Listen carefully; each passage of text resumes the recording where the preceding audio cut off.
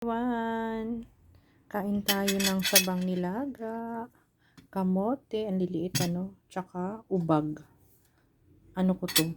Ngayon lang ako nakakain nito, ubag. Ang partner nito ay lechon paksiw. Ayan, gumawa ko ng lechon paksiw. Na yung recipe nito is recipe ng nanay namin. Ganito siya mag-lechon paksiw. So, yan. May turmeric yan. Lagyan kong turmeric, maraming bawang, paminta na organic. Tapos, sukang organic. Yan ang mga ginamit ko dyan. So, yan. Pag gusto mo maanghang-anghang, maglagay ka lang ng chili paste. Ayan. So, yan ang ating pagkain today. Pagkain farm. Ganito mga pagkain namin sa farm. And, amin. Pag mga ganyang pagkain. So, yan ang ating pagkain today. Excited ako dito sa ubag. Kasi first time kong kakain ng ubag. Ano pala to? Yung kutsili ko pala ko is bread knife.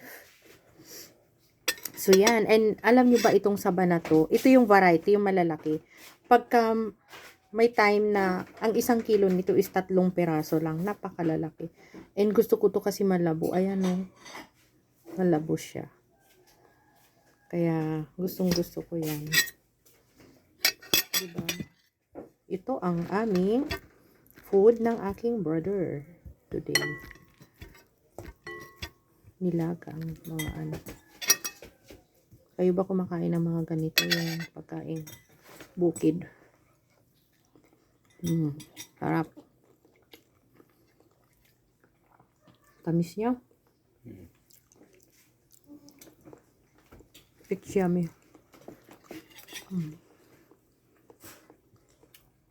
Kahit wala ng paksiw masarap siya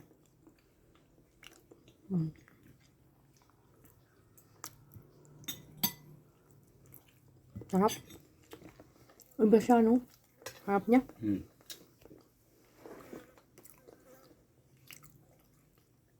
Mabigat to sa tiyan. Mga ganitong pagkain. Root crops.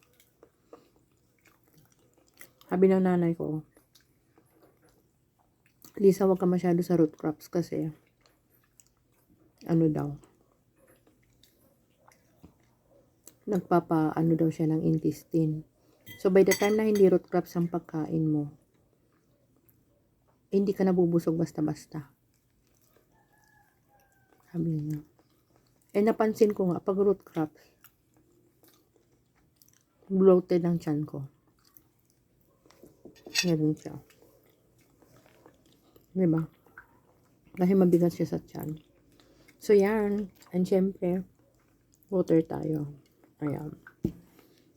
Thank you so much.